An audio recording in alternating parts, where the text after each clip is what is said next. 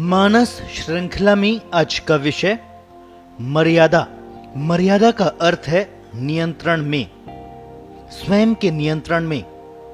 धर्म में दूसरे का नियंत्रण अर्थहीन होता है।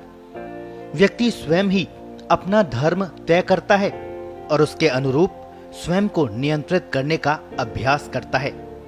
ये नियंत्रित अभ्यास ही मन की चंचलता को शांत करते हुए मुक्ति का मार्ग प्रशस्त करता है। धर्म हर व्यक्ति का अलग होता है। हर व्यक्ति का अपने इष्ट से अलग निजी संबंध होता है। ये भी एक गुप्त संबंध है। इस संबंध की चर्चा नहीं की जाती। इसी के अनुरूप व्यक्ति का जीवन मूर्त रूप होता है, पहचान पाता है। पहचान का अर्थ ही धारण करना है।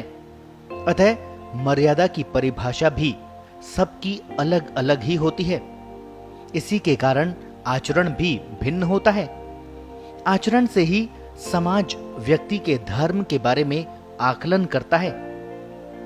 व्यक्ति चाहकर भी पूरी उम्र एक सा व्यवहार नहीं कर सकता। ब्रह्मचर्य आश्रम, गृहस्थाश्रम आदि के अनुरूप भी व्यवहार बदलता है। निमित्त कारण और प्रवाह में भी व्यवहार बदलता है।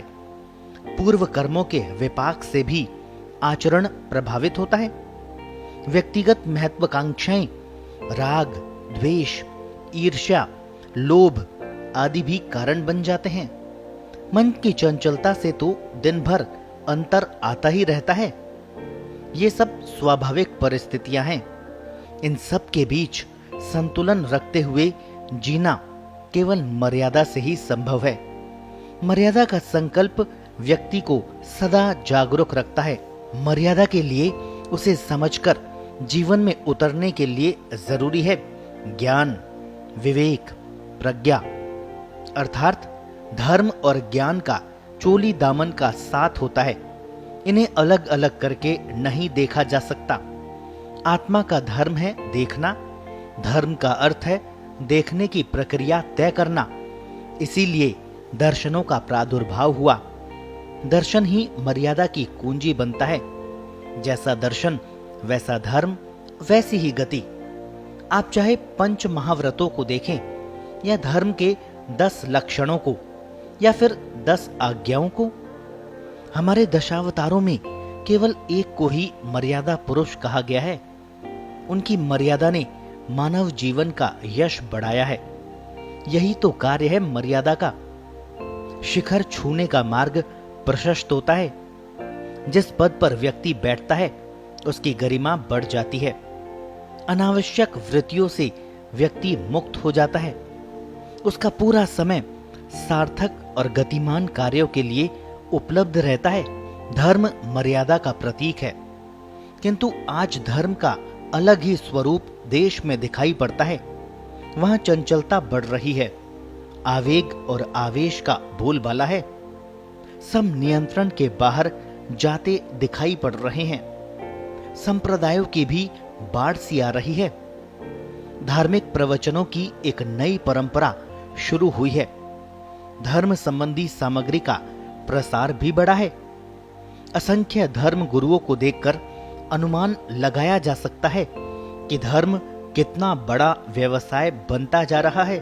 धन वर्षों ने ट्रस्टों का जाल बिछा दिया है। धनाढ्य वर्ग संतों के आगे पीछे घेरा बनाए जा रहे हैं। आज कई संप्रदायों में तो इस धन को पचा पाने की क्षमता भी नहीं दिखती। अनुयायी शराब की पार्टियां कर रहे हैं। गुरुओं पर लांछन लग रहे हैं। ट्रस्टों की जांचें चल रही है। साथ ही धार्मिक असहिष्णुता, उग्रता और कट्टरता का वातावरण भी उसी तेजी से बनता जा रहा है। क्या इस स्थिति में मर्यादा स्थापित हो सकेगी? क्या इसे हम धर्म की मर्यादा कह सकते हैं? विकास हो धार्मिक गतिविधियों का और परिणाम अधर्म के रूप में? देश में धर्म की स्थापना दिखाई ही नहीं पड़ती। कहीं ना कहीं कोई कसर है। इसका पहला कारण है धर्म गुरुओं में संकल्प का अभाव।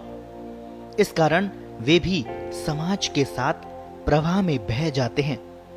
धर्म के कार्यकलापों को लक्षित नहीं कर पाते। धर्म का पहला लक्ष्य ही व्यक्ति का स्वरूप परिवर्तन करना होना चाहिए। धर्म उस व्यक्ति की पहचान बन सके, व्यक्ति के आचरण से धर्म का गौरव बढ़ सके। आज धर्मगुरु अपने समाज के आचरण की गारंटी लेने की स्थिति में नहीं है। धर्म पर धन और राजनीति हावी होने लगी है। कभी धर्म को ही अर्थ, काम और मोक्ष का आधार कहा जाता था। आज तो बड़े संतों के करोड़ों के ट्रस्ट बन गए हैं। उनको तो संत का चोला उतारकर व्यापारी बन जाना चाहिए। वे संतों को बदनाम करते हैं। राजनीति ने तो धर्म और संप्रदाय के भेद को ही मिटा दिया। ऐसा धर्म न व्यक्ति को धारण कर सकता है, न ही देश को। आज स्वच्छंदता का युग है।